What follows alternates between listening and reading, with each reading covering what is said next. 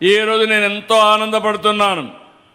67,47,000 మంది పిల్లలకి 10,120 కోట్లు, 42,70,000 మంది తల్లుల అకౌంట్లో డబ్బులు వేశాం. అది తెలుగు ఎన్డీఏ ప్రభుత్వం యొక్క విశిష్టతని మరొకసారి మీ అందరికీ విజ్ఞప్తి చేస్తున్నా. ఒక్క గిరిజన ప్రాంతాల్లో 5,11,000 మంది, 3,91,000 మంది తల్లుల ఖాతాలో 664 కోట్ల రూపాయలు జమ చేశాం.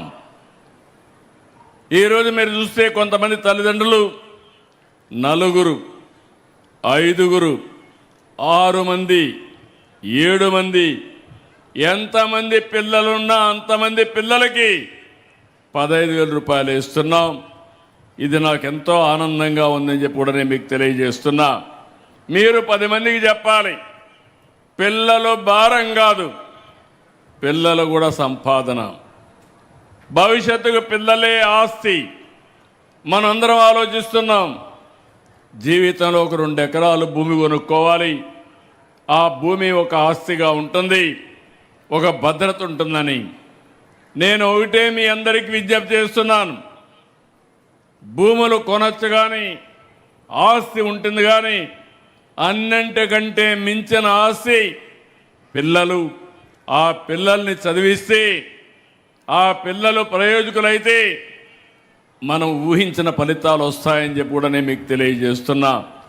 నేను అందుకనే దీని మీద ఎక్కువగా శ్రద్ధ పెట్టాను. ఈరోజు మీరు చూస్తుంటారు, మేము సూపర్ 6 ఇచ్చాం.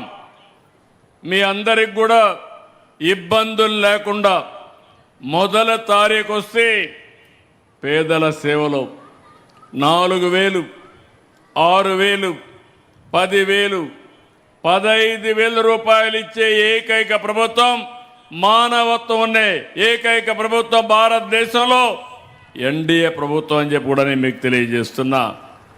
ఇంకొక పక్కన మా ఆడబిడ్డలకి ఎక్కడ పోయినా జల్సాగా పోయి రావడానికి ఎవ్వరు అడగకుండా ఉచిత ప్రయాణ సౌకర్యం ఏర్పాటు చేశాం.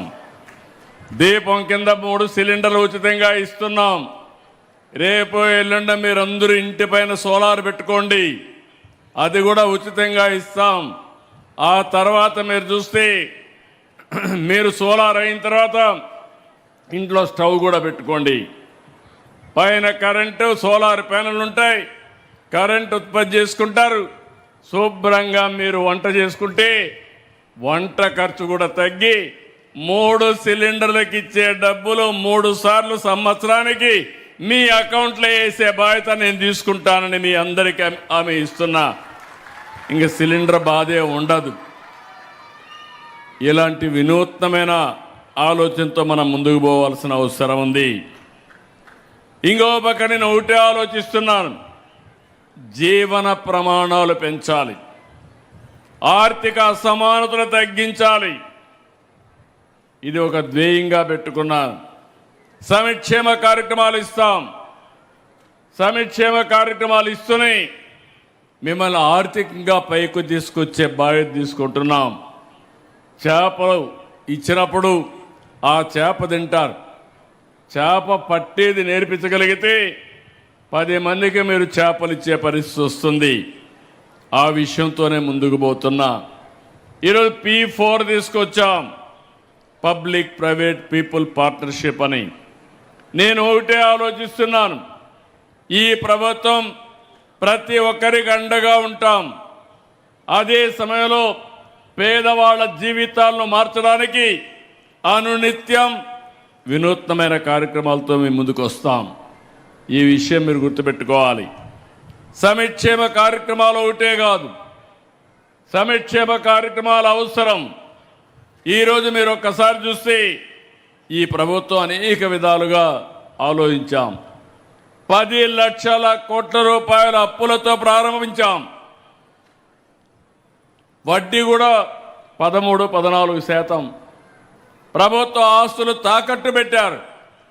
అక్కడి నుంచి ప్రభుత్వ ఆస్తులు తాకట్టు నుంచి విదిలించి 13% ఉండే వడ్డీని 8.8 కూడా తీసుకొచ్చే పరిస్థితికి వచ్చాం. అన్ని డిపార్ట్మెంట్లో సమస్యలు ఉండేటివి, జీతాలు ఇవ్వలేని పరిస్థితి. ఇప్పుడిప్పుడు జీతాలు ఇచ్చే పరిస్థితికి వస్తున్నాం. అంటే మనం అందరం కూడా అన్ని సాధించామని కాదు, ఈ విషయం మీరు గుర్తుపెట్టుకోవాలి. ఒక కుటుంబం కానీ దెబ్బతింటే తిరిగి కోలుకోవడానికి సమయం పడుతుంది. ఒక పరిశ్రమ దెబ్బతింటే మళ్ళీ ఆ పరిశ్రమను రివైవ్ చేయడానికి టైం పడుతుంది. ఎవరైనా అప్పు చేస్తే అప్పు తీర్చడానికి వడ్డీ కడుతూనే కొద్ది కొద్దిగా తీర్చుకుంటూ రావాల్సిన అవసరం ఉంటుంది. ఈరోజు ఈ ప్రభుత్వం ఆలోచించే విధానం సంక్షేమ కార్యక్రమాలని, అభివృద్ధి కార్యక్రమాలని బ్యాలెన్స్ చేస్తున్నాం. సంక్షేమ కార్యక్రమాలు అవసరం. సంక్షేమ కార్యక్రమాలు శాశ్వతంగా ఇవ్వాలంటే అభివృద్ధి చేయాలి, ఆదాయాన్ని పెంచాలి. అప్పుడే దీనికి సస్టైనబిలిటీ ఉంటుంది. అప్పులు తెచ్చిస్తే కొన్ని రోజుల తర్వాత వాళ్ళు అప్పులు ఇవ్వకుండా మన ఆస్తులు కూడా తాకట్టు పెట్టిన ఆస్తులు వేలం వేసే పరిస్థితికి వస్తారు. అందుకే ఇంకొక పక్కన మీరు ఒక్కసారి చూస్తే ఒక పక్క ఈ పని చేస్తున్నాయి, ఇంకొక పక్క మౌలికమైన వ్యవస్థలతో మనం స్ట్రీమ్లైన్ చేస్తున్నాం. పిల్లల చదువు ప్రతి ఒక్క తల్లి తండ్రి ఆలోచించేది నా పిల్లలు బాగుపడాలని, మంచి చదువు చదువుకోవాలని, చదువుకొని మంచి పౌరులుగా తయారు కావాలని, జీవితంలో మళ్ళీ మిమ్మల్ని బాగా చూసుకోవాలని, సమాజానికి ఉపయోగపడాలని చెప్పి ఆలోచిస్తారు. అందుకే నేను కూడా ఆలోచించేది విద్య పైన ఎక్కువ శ్రద్ధ పెట్టాం. ఇంకో పక్కన మీరు ఆలోచిస్తే ఇక్కడంతా టీచర్లు ఉన్నారు, వాళ్ళందరినీ కూడా మనస్ఫూర్తిగా అభినందిస్తున్నా. విద్యార్థుల భవిష్యత్తు నిర్మించేది ఉపాధ్యాయులు, తల్లిదండ్రులే. ఇంతవరకు మీరిద్దరూ కలిసే పరిస్థితి లేదు. స్కూల్లో ఏం జరుగుతుందో తల్లిదండ్రులు తెలియదు, తల్లిదండ్రులు ఏమనుకుంటున్నారో టీచర్లకు తెలియని పరిస్థితి. ఈరోజు ఫస్ట్ టైం చరిత్రలో మెగా పీటీఎం పెట్టి తల్లిదండ్రుల్ని, టీచర్ని, కమిటీని సమన్వయం చేసి పిల్లల భవిష్యత్తు కోసం ఆలోచించే ఏకైక ప్రభుత్వం ఈ యొక్క ఎన్డీఏ ప్రభుత్వాన్ని మరొకసారి మీ అందరికీ విజ్ఞప్తి చేస్తున్నా.